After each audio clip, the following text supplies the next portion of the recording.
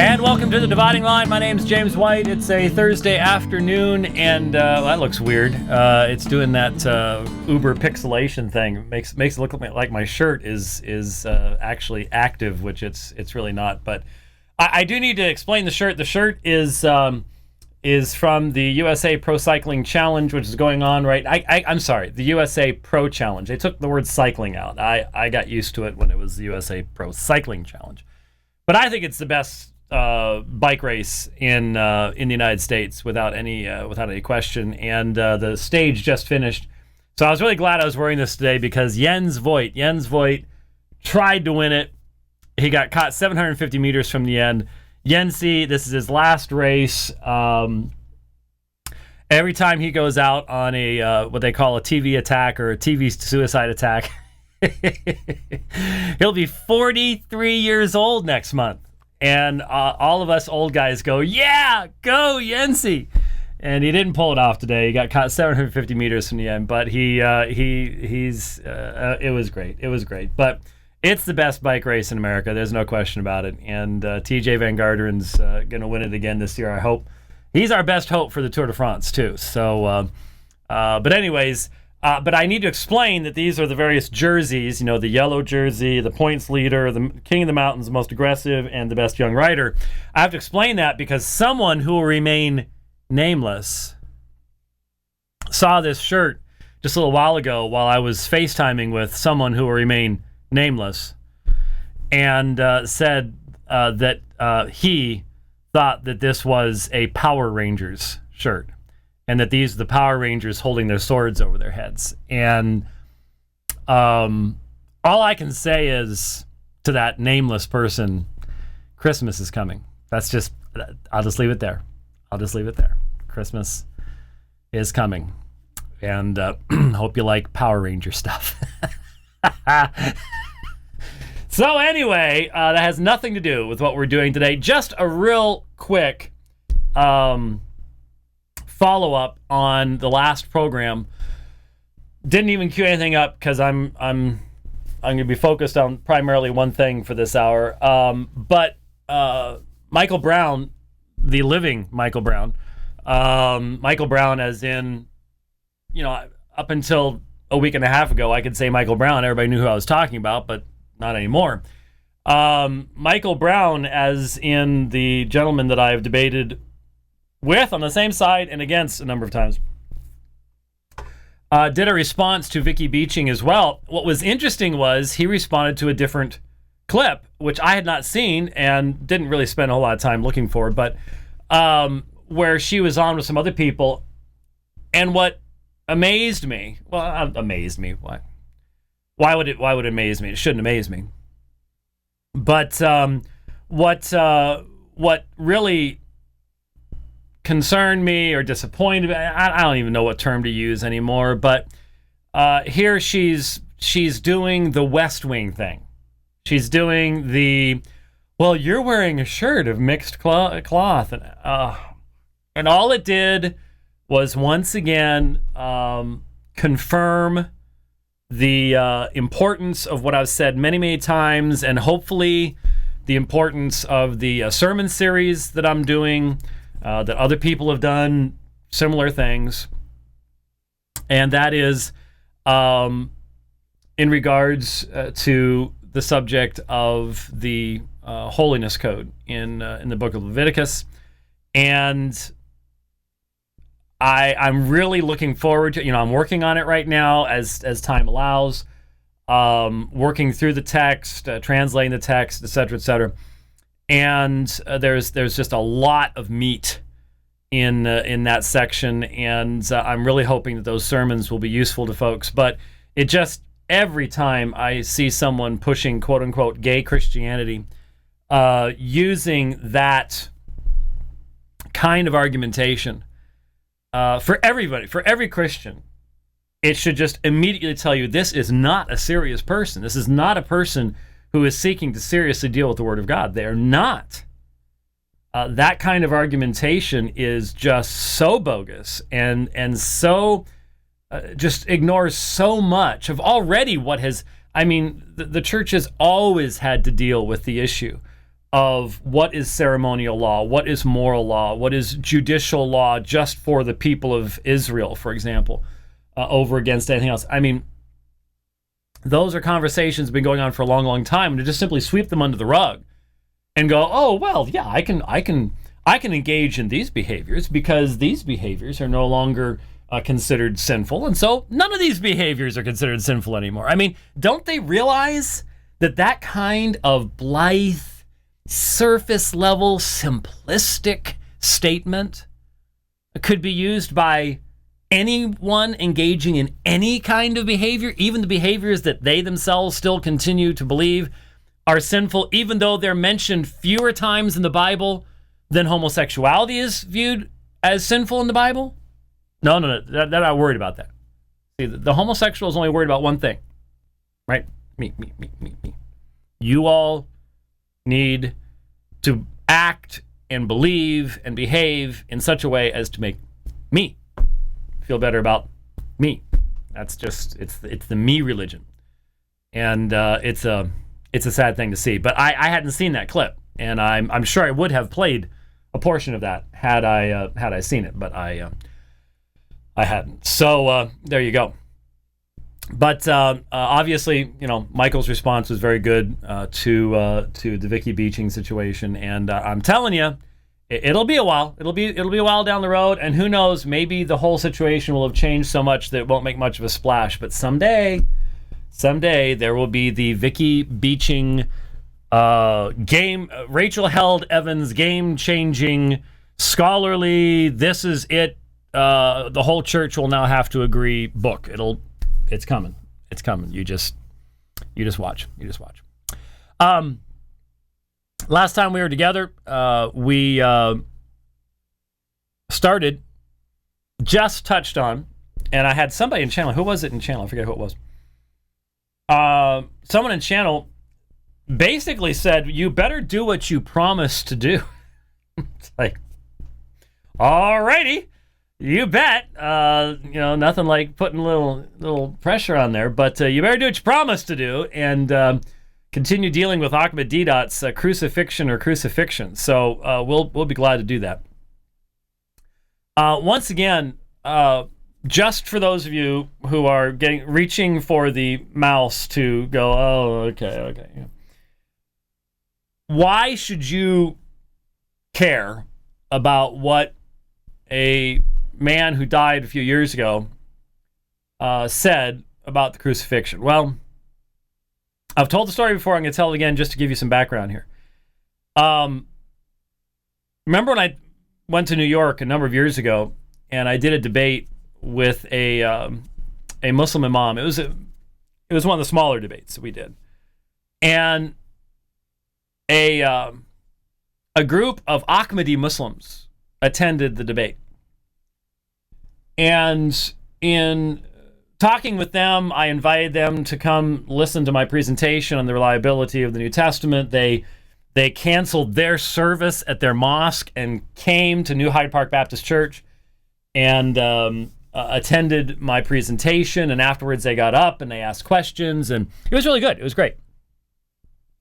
But the questions that they asked were taken directly from the videotapes, and it normally is videotapes, of Ahmed Deedat.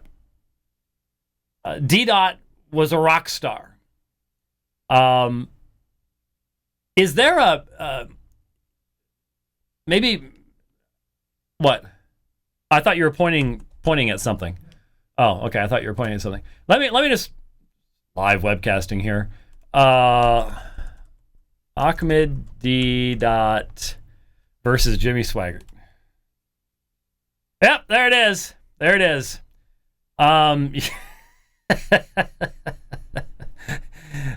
You can go online at YouTube and full is the Bible God's Word, Ahmed Deedat versus Jimmy Swaggart.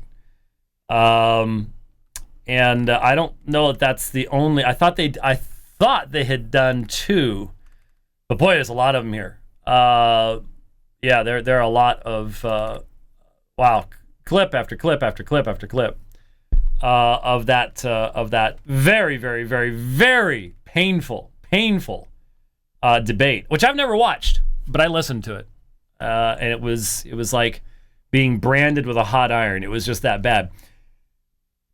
Deedat's materials.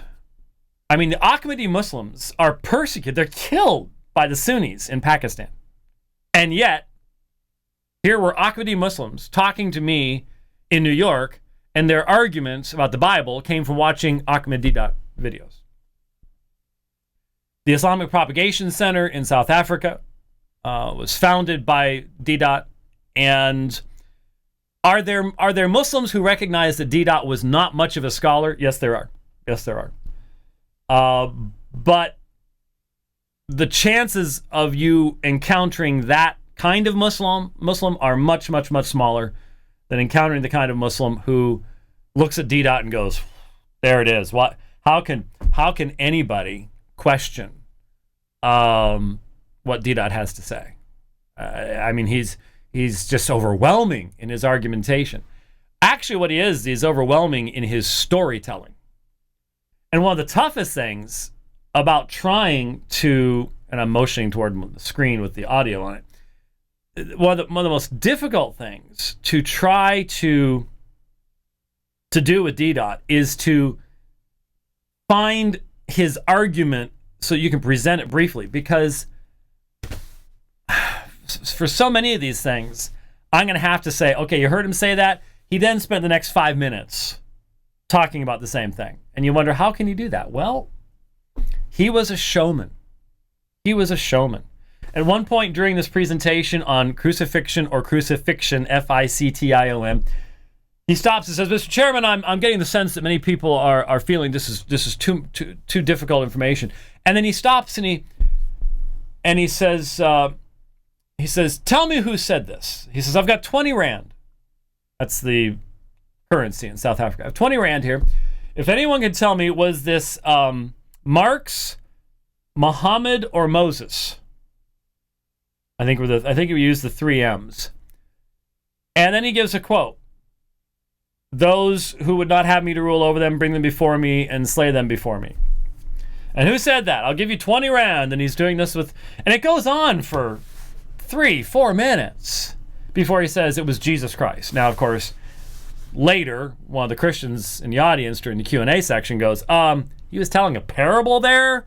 They did sort of correct that. He didn't care. The point is, he could just go on and on. And so it makes it really difficult. I mean, this Crucifixion or Crucifixion presentation is 2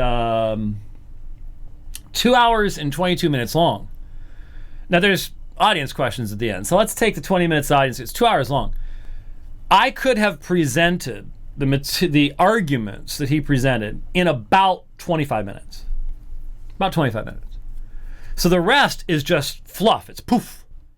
But it's the kind of poof that he knows is vitally important for catching the imagination and creating the aura of knowledge and integrity and study that is important with the audience, with the audience he wants to reach. He's not trying to reach me. He could care less about me.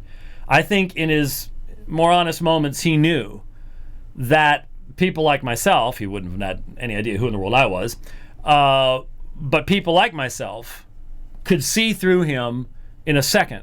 And that's why he normally exercised great restraint as to who he would debate, because he knew the people like Brother Gilchrist and Josh McDowell, who could tear him apart. And that's why he made the mistake of debating Josh McDowell. And McDowell did tear him apart. That was one of the few times, though, that he went up against someone who had these speaking and debating skills. And I noticed that the format that he often utilized, I was listening to a debate, 2 debates. One of them, the sound just went out and I had to stop. But he did 2 debates on the subject that I was listening to, and I've heard others. And this was the debate format. You ready for this? The first person gets 50 minutes. The second person gets an hour. The third person gets 10 minutes to respond. Audience questions. Yeah, 50 minutes, 60 minutes, 10 minutes, audience questions. That was considered a debate. To say that there was almost no meaningful interaction is, obviously an understatement. But I don't know what format they used with Swaggart. I may, like I said, have to go ahead and listen to it again. Though it really is sort of like as enjoyable as chewing on aluminum foil. But I may have to do that again. But anyway, so why is this important? Because if you understand Deedat's arguments and see where they're completely wrong and know your Bible well enough to respond to them, you're going to be in a much better position to reach out to and talk to a much larger portion of the Muslim community than being prepared for anybody else would be. It doesn't matter who else is out there. He is by so much more listened to, viewed, even after his death, that being able to deal with Deedat is very, very important. So I just played you his opening words where he quotes from Surah 4:1-7. He gives a summary of 30 arguments. These are from his book, Crucifixion or Crucifixion. He gives a summary of 30 arguments. Those are where I want to get to eventually. But it took him... there it is. Took him... where are we here? An hour and 12 minutes to get to those points. I'm only going to play a few sections from that, but it just goes on and on and on. And I cannot play this at speed. Normally I do 1.2, 1.4, something like that. Not with Deedat. His South African accent is too thick. And we've done Deedat in the past where the recording stunk. I mean, you were in there tweaking this and tweaking that and doing all the rest of this kind of stuff. And this is actually a decent recording. But I'll still be playing it at normal speed, at 1.0, because people will just struggle. And especially since some of these sections, I'm only playing a little clip and there isn't a whole lot of context. So it'll be at normal speed. So let's dive into this. Again, one of the reasons is I'm debating this subject against a disciple of Ahmed Deedat in South Africa. And so, as we've done so many times, here's what I'm going to say. Here's where I'm coming from. Hope to make it a better debate. Do I think this particular individual will listen to this?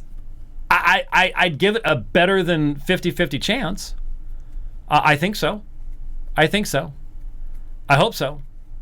But anyway, so let's dive into it. I've just selected portions of the presentation up to the 30 points that I want to look at, that I think is important for us to understand.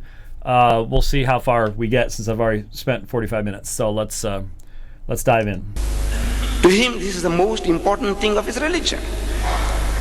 As Saint Paul, the self-appointed 13th apostle, the self-appointed 13th apostle of Jesus Christ. Now, obviously, what you need to understand in dealing with Muslims, and I realize that many of you already know this if you've been a long-time listener, but we have new listeners all the time, and so sometimes we go back over basic stuff. But in the modern world, not in the Quran, and not in the early hadith sources of Islam, but in the modern world, Paul is the big bad guy. Big bad guy. He's the one that deceived everybody, and every anti-Pauline book, and there's so much of that out there these days. It doesn't matter who it's written by. It can be as liberal as I don't know what. They will glom onto that. And so notice that Ahmed Deedat, the self-appointed 13th apostle, self-appointed. And I just go, self-appointed, why do you say that? Well, he was self-appointed. Oh, so you don't believe that Jesus appeared to him in a vision? Do you believe that the angel Gabriel appeared to Muhammad in a vision? How about, do you believe in Muhammad's night flight and all the rest of that kind of stuff. It's just so amazing to me. And you've all heard it before, the inconsistency of the Muslim apologist, who on the one hand will accept the self-appointment of Muhammad as a prophet. Because who else was in the cave to know? Did anyone else see the angel Jibreel? Every direction he looks, the angels. Did anybody else see that? Did Khadijah see that? Who saw that? Abu Bakr? No. So, on the same ground, wouldn't you have to say that Muhammad was self-appointed if you're going to say it about Paul? Those are questions that I never got to ask Ahmed Deedat, but wish I could have. All right, next clip. But now, he that had no purse. Okay, let me give you the background to this. One of the interesting elements of this argument is that Deedat, and remember, his audience, taking the Christians out of the audience, the Muslim audience, there's going to be a 98% chance that the Muslim listening to him has never read the Bible.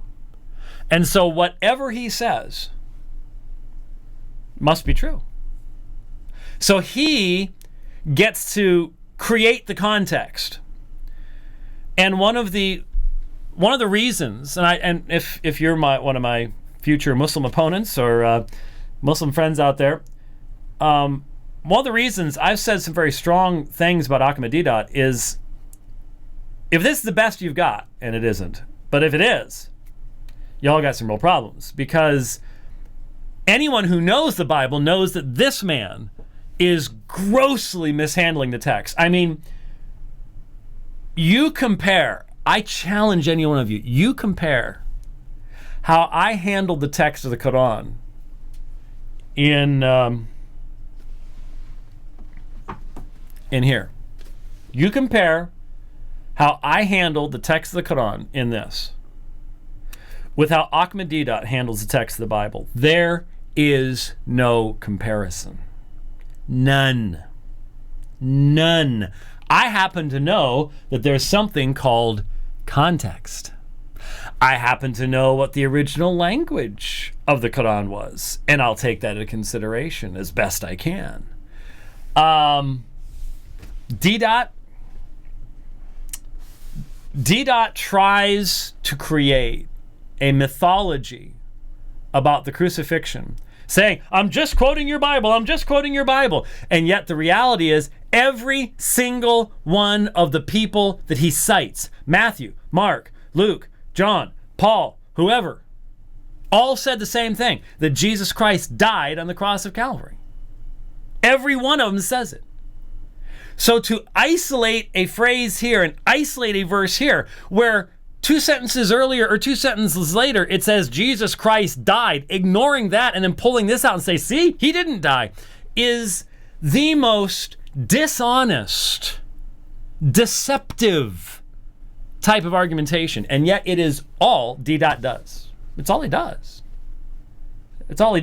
So what's he's doing in this clip is and I was going to play a section from one of the debates I was listening to, but I didn't get queued up, so I'll just mention it to you. Basically what he's saying is, he quotes from Luke 22, and he's quoting from the instructions that the Lord gives to the disciples about what they're to do as they're sent out. And he says, if you don't have a sword, buy your cloak and get a sword. He turns this into, you see, Jesus knew he was in trouble. Jesus knew the Jews were coming. And so he gets the disciples, in his words, his very words, armed to the teeth. Now, actually they had 2 swords amongst 12. Peter had one of them. That means that the 8 only had There may not even been one amongst the 8, but here he's setting up the idea that what Jesus does is he sets up an outer line of defense and an inner line of defense. And what he's praying then to the Father about is protection from the Jews. Now, no one, just reading the text for what it says, would ever come to that conclusion.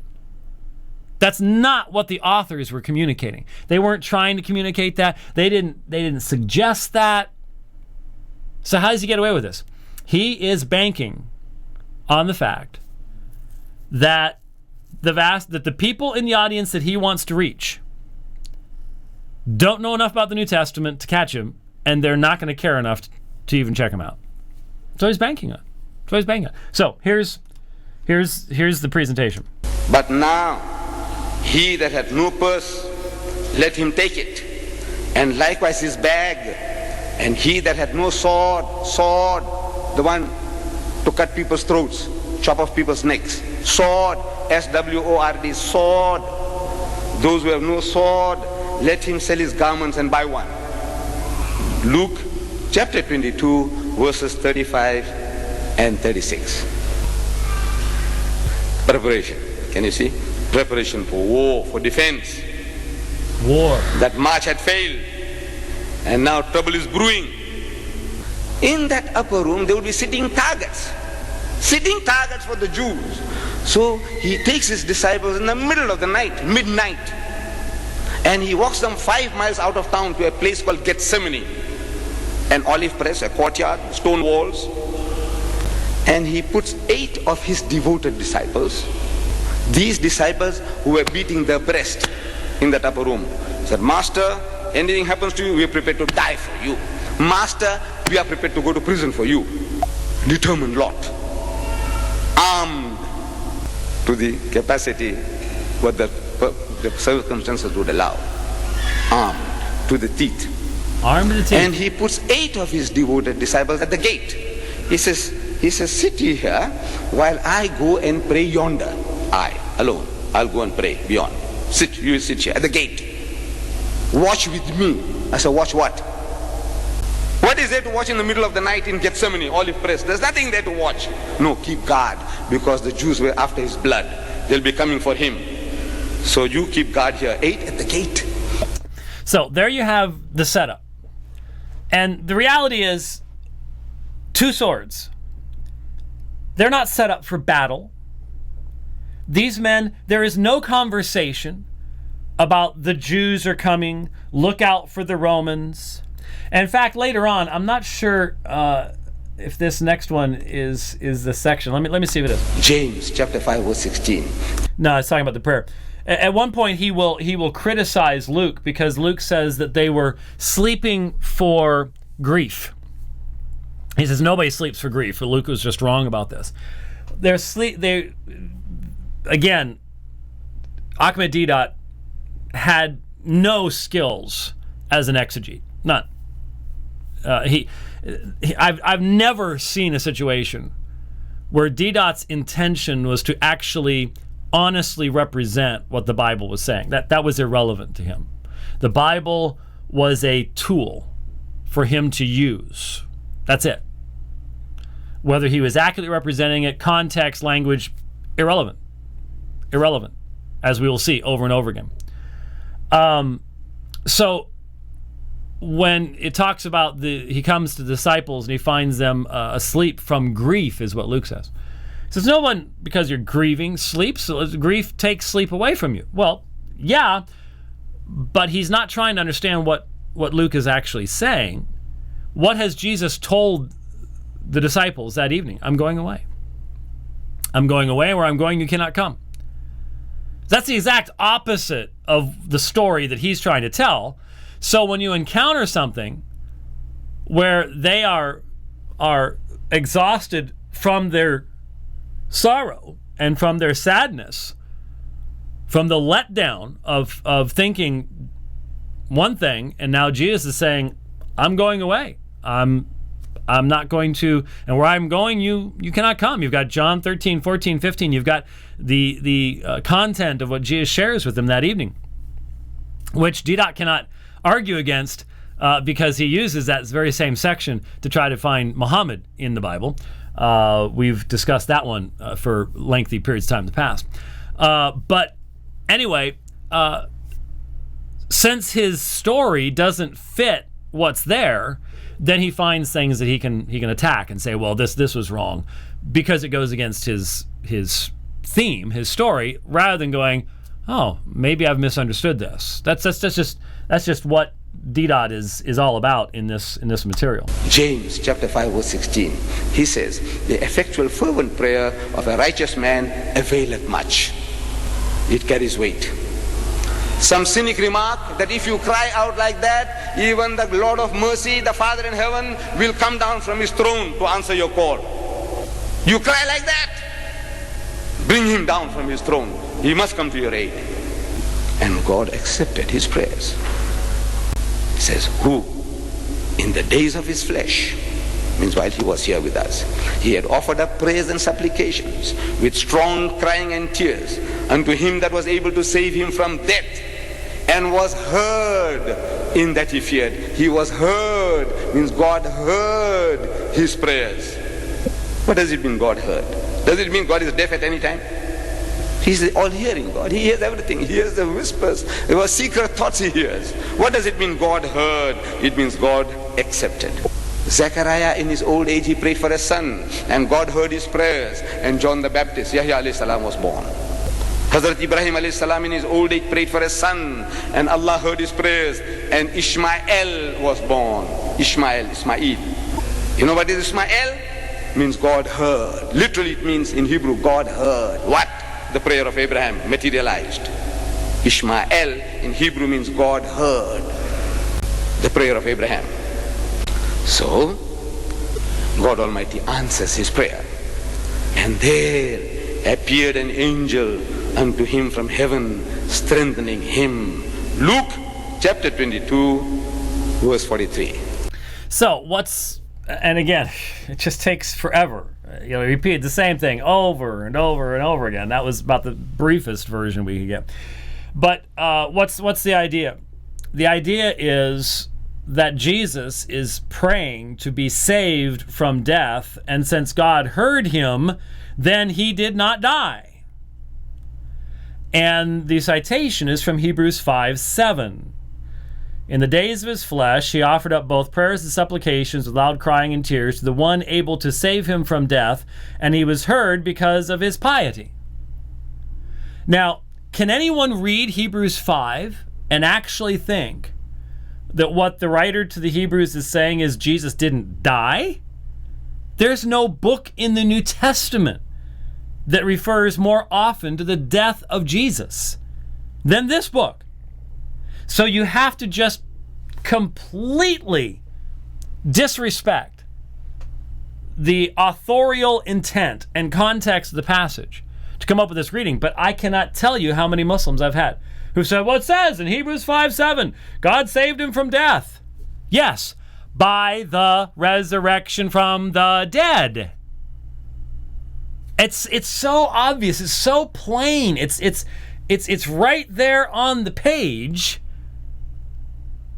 And yet, because of the Ahmed Deedat presentations, people go, well, yeah, see, if he cried out with loud crying and tears, the one able to save from death, and he was heard because of his, so he didn't die.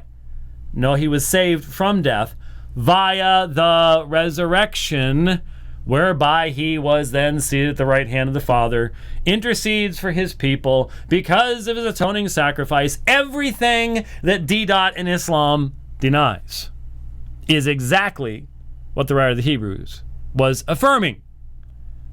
So when you quote something like that and you don't know what its context is, or even worse, when you do, it's just dishonest. It's just amazingly dishonest. And yet that's the essence of Deedat's argumentation. We continue forward. The Son of the living God, and he was the Christ. He was the Messiah. Son of the living God, it was a very innocent Jewish expression. God has got sons by the tons in the Bible. At question time you may ask me and I'll give them to you like that. Sons by the tons. T-O-N-S, tons. Just thought I'd replay once again the sons by the tons, and you will hear that over and over again. You will hear it over and over again. On the streets of London, everywhere, almost any Muslim you talk to will know Ahmed Deedat's phrase, sons by the tons. Now, of course, again, he has to ignore the very specific utilization of terminology by Jesus. He has to ignore that the Jews accused him of being the Son of God, and therefore he should die, John chapter 19. So obviously the relationship of son that he was referring to was not sons by the tons, sons as in Adam or sons as in David. There was something very specific in John chapter 5 that caused the Jews to seek to kill him because he called God his own father, making himself equal with God, etc., etc., etc. There's just so many holes. But again, that's one of the reasons Deedat rarely put himself in a position of really coming up against someone who could press him on these issues. Because he knew better. He knew that this stuff works a whole lot better in a monologue than it does in a dialogue. And I think we've demonstrated that in a number of the debates we've already done, and we'll demonstrate it again. The preachers, they tell us that Jesus was led to the slaughter like a lamb, like a sheep before the shearer is dumb. He opened not his mouth. He had say, "Monda ni uap hamak ni." He had say, "Monda ni uap hamak ni." He opened not his mouth. He opened not his mouth. I'm asking, how did he speak? Ask them. When they tell you he didn't open his mouth, he was led like a sheep before the shearer is dumb, like a lamb he's going to a follower, and they slaughtered him and he didn't open his mouth. Ask them, how did he say, if I have spoken evil, bear witness of the evil. But if well, why smitest thou me? How did the words come out? From his head? Where did the words come from? He didn't open his mouth. Is the mouth shut? Was he a ventriloquist? You know ventriloquist? Charlie McCarthy and his doll. You know, he makes the doll to say something, but he's uttering voice from his throat, and we think that doll is talking. Ventriloquism. Ventriloquism. Ventriloquist. He doesn't put the accent on the right syllable. And it goes on. I mean, I think it goes on for 5 minutes in this mocking, ask these Christians, how could Jesus have been silent as a lamb when he said this and he said that? Was it coming from the top of his head? Was he a ventriloquist? How can these people not see this? And I just go back and go, when it says he did not open his mouth, it obviously means in protest. Hello? He allowed himself. He says again, if you just read the context, he says to his disciples, it is necessary that I go to Jerusalem, and this is what's going to happen, and this is why it must happen. That was in the preceding parts of the book. And so when it says he opens not his mouth, it's not saying he just sat there and going, What it is saying is you don't find Jesus going, help me, someone stop this, oh, someone do something, oh, this is a travesty of... You don't see any of that. You don't see any refutation of the lies and inconsistent testimony, because it's inconsistent. It's its own refutation. So for someone who so often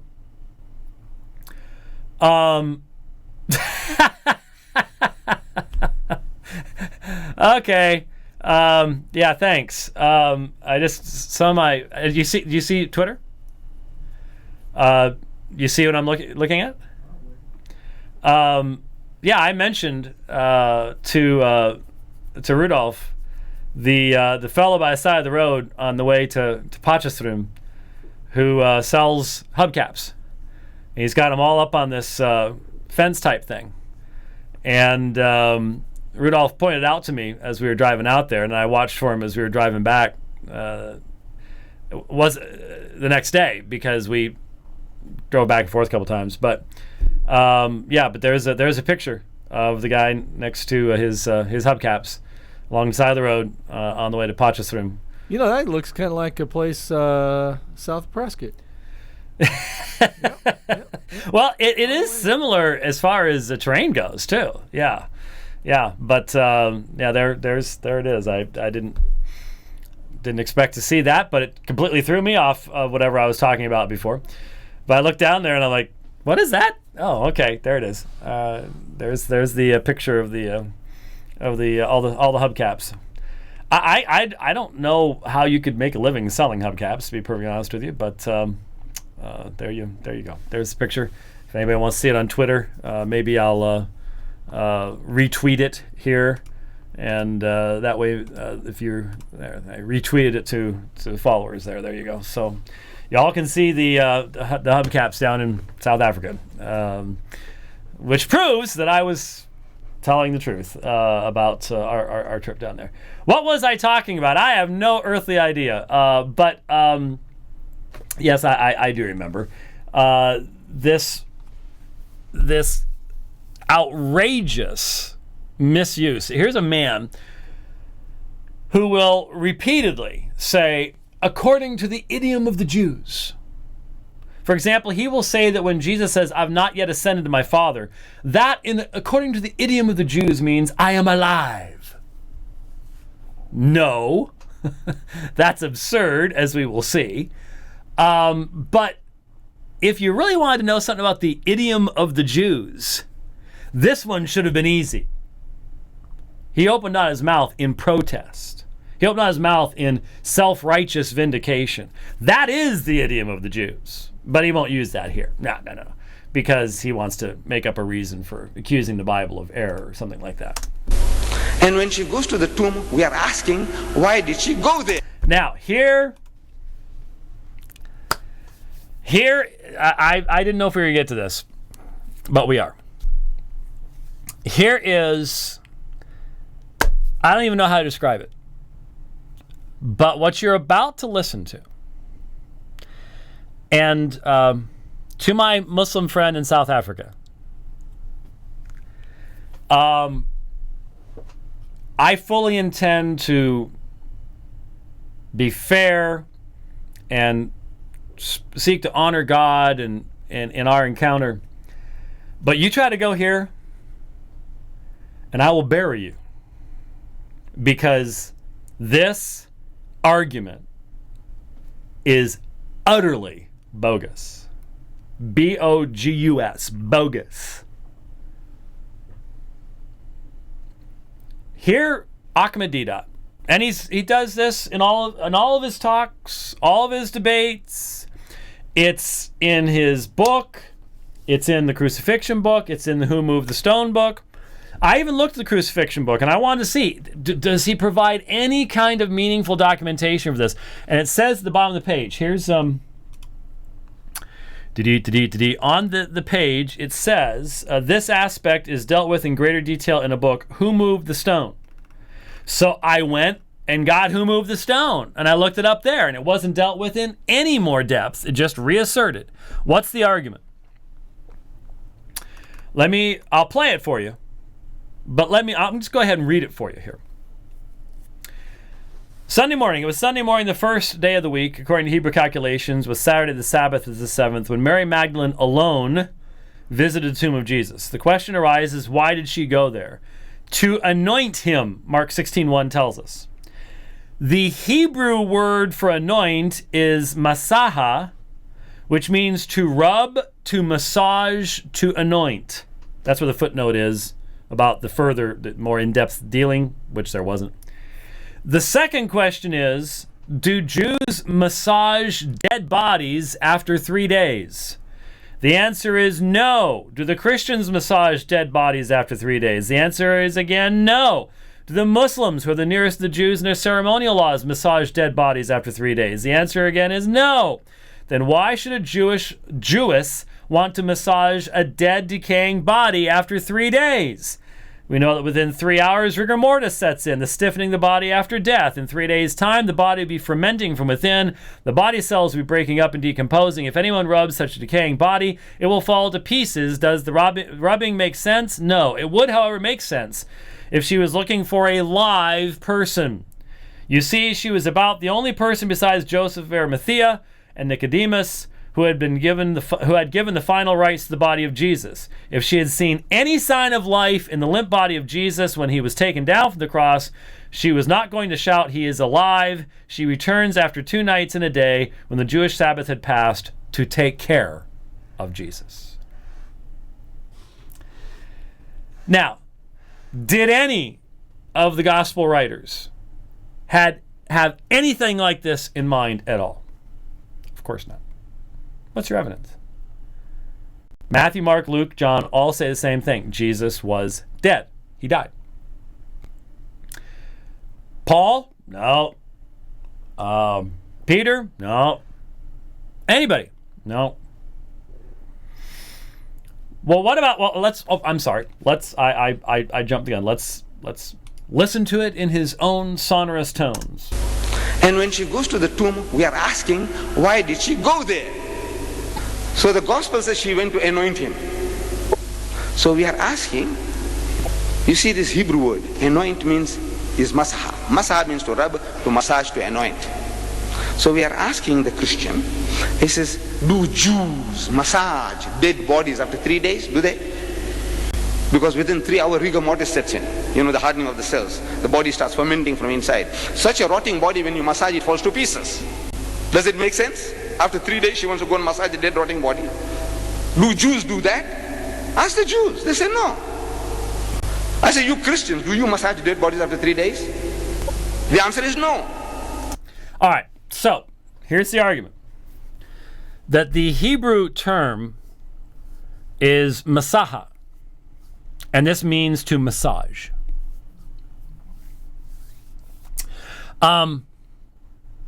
Unfortunately, a lot of Christians, as soon as somebody throws out an original language issue, they go, oh, but something immediately should have struck you. This is quoting from Mark chapter 16, verse 1. What was Mark written in? It wasn't written in Hebrew. It's written in Greek. And the Greek, well, Mark 16:1 says, when the Sabbath was over, Mary Magdalene and Mary, the mother of James, and Salome, so it's not alone, bought spices. Not massaging material, but spices. Here, let me blow this up a little bit here. I'm even going to blow this up over here because we're going to have to look at it, okay? Bought spices so they might come and anoint him. Well, here's the term anoint. And over on the right-hand side, alipso, you will see, literally, to anoint by applying a liquid such as oil or perfume. Anoint. So you can have the anointing of the ill. The woman anoints Jesus's feet. Of the dead with spices. Mark 16:1. So here's BDAG. Those of you who are familiar with Christian scholarship know that BDAG is the Bauer, Donker, Arndt, and Gingrich 3rd edition current standard Greek lexicon of Greek in the biblical New Testament period. The only other meaning given is to besmear with something figuratively, and that's not found in the New Testament. You might see EPH. That's Ignatius's letter to the Ephesians. That's not the New Testament. So the only New Testament usage is to anoint by applying a liquid such as oil or perfume to anoint, not massage.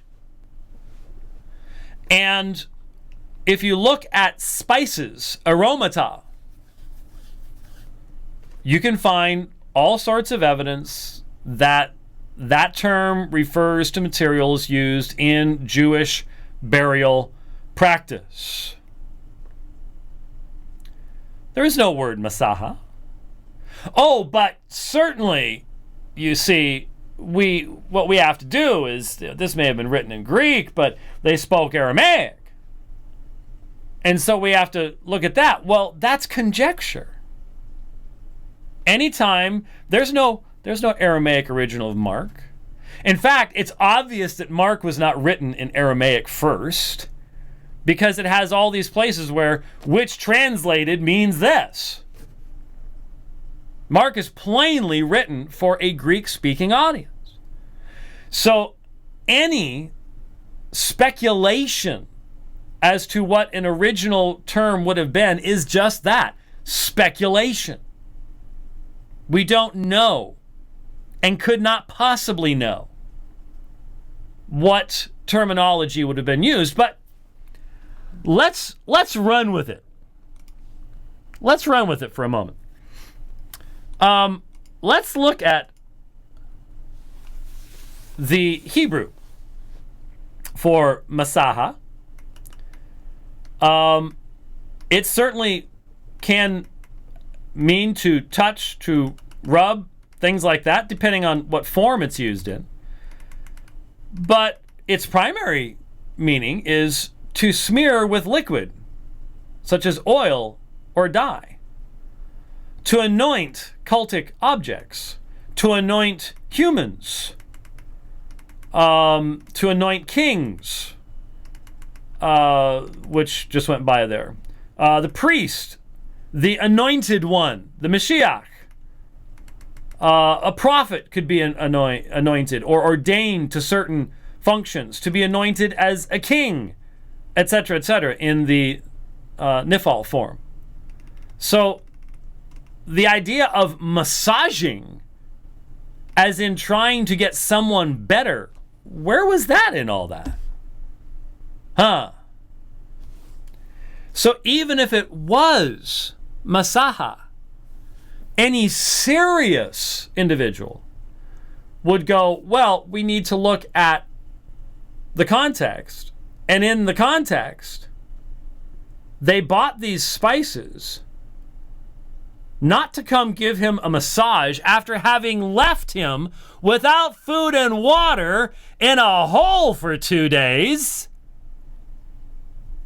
This, to any rational person, to any person who is being at all fair,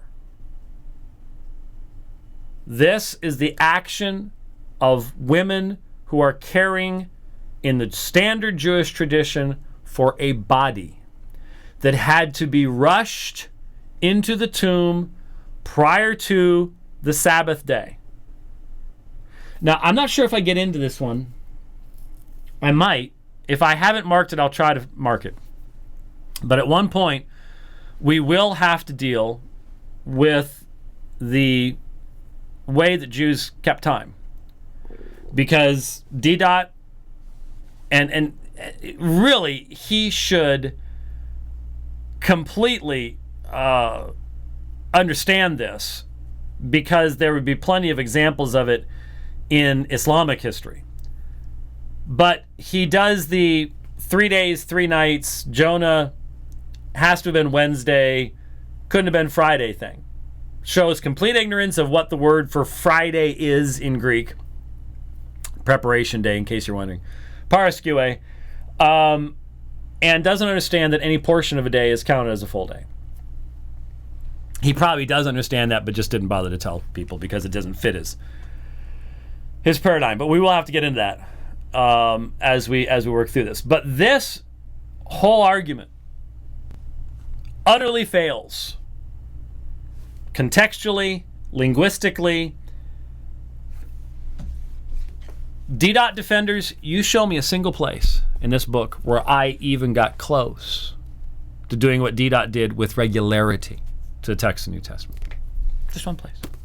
Just one place. You know it's not there.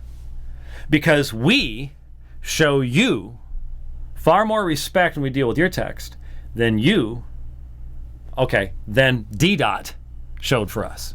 I realize there are some of you. I realize there are some. I've had Muslims say, yeah, I recognize Deedat wasn't the best we have to offer. But the reality is, even if you say that to me privately, you know that you'd have a hard time saying that in a lot of places in the world. Why has this man had such an impact? That is a question that I would have to ask you. Now, some of you who saw a debate that I did in South Africa remember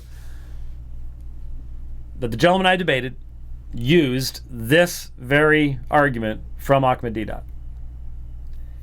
Maybe the last one we get to today. And we're not. Yeah. After this is the 30 points. Here. There. There are the 30 points if you want to show that. Yeah. That's what it looks like.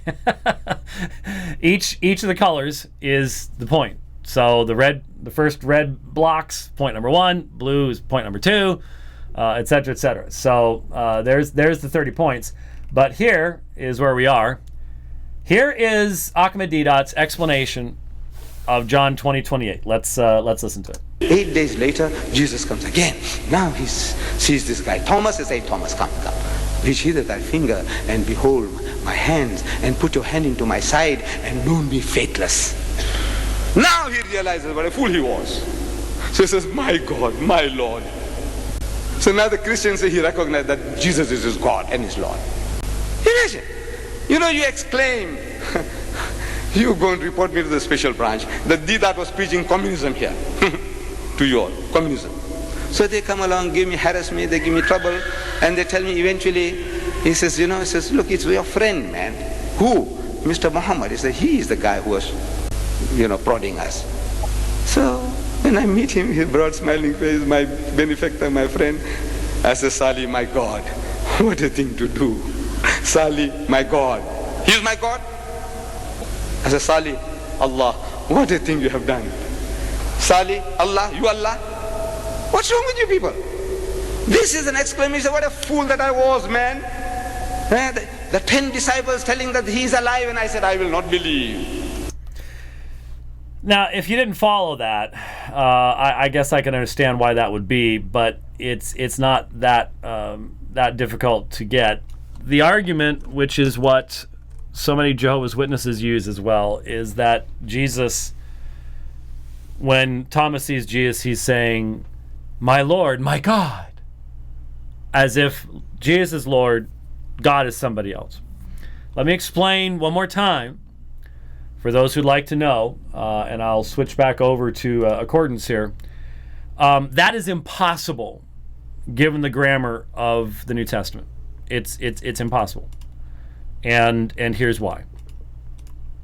Over here, apokrythe Tomas kai aipen auto hakuriasmu kai hatheasmu. Thomas answered and said to him, singular. The next break in the language is legai auto, verse 29. So what we have between ha and mu is one quotation. If there were quotation marks in the Greek language, you'd put the quotation marks right before ha and right after mu. This is one quotation, and according to the grammar of the text, it's all said to one person, Jesus. Aipen auto. Thomas answered and said to him, hakuriasmu kai hatheasmu. Kai is not disjunctive. It's not breaking it up. He says, my Lord and my God. That is not an interjection. He's not swearing. He's not going, my Lord, my God. The grammar will not allow it. And in fact, there are Old Testament parallels to that phraseology that we've looked at times in the past. The point is, Deedat tells a little funny story. Does he care what the Greek says? Could he even read the Greek? No, he could not. We've demonstrated before that His comments, for example, on John 1:1 demonstrate that on the most basic level of grammar, he could not follow the grammatical forms. He couldn't tell the difference between an accusative and a nominative. Didn't even know what the difference was. That's not first year Greek, that's first week Greek. So he couldn't do that. But that explanation, impossible from the grammatical perspective of the Greek New Testament itself. Thomas answered and said, "My Lord and my God." And Jesus' response was to identify what Thomas did as an act of faith. Because you've seen me, have you believed? Blessed are they who did not see and yet believed. That's what the text is saying. Reject it if you will. I doubt the author of the Quran ever heard it.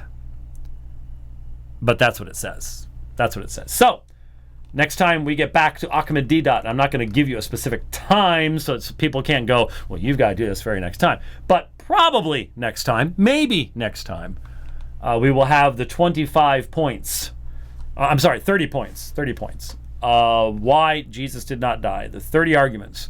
Crucifixion or crucifixion. What? Oh. Yep. That's on. Now, if you're going to Potchefstroom from Joburg, that's on the left-hand side of the road. And if you're coming back, then it's on the right-hand side of the road.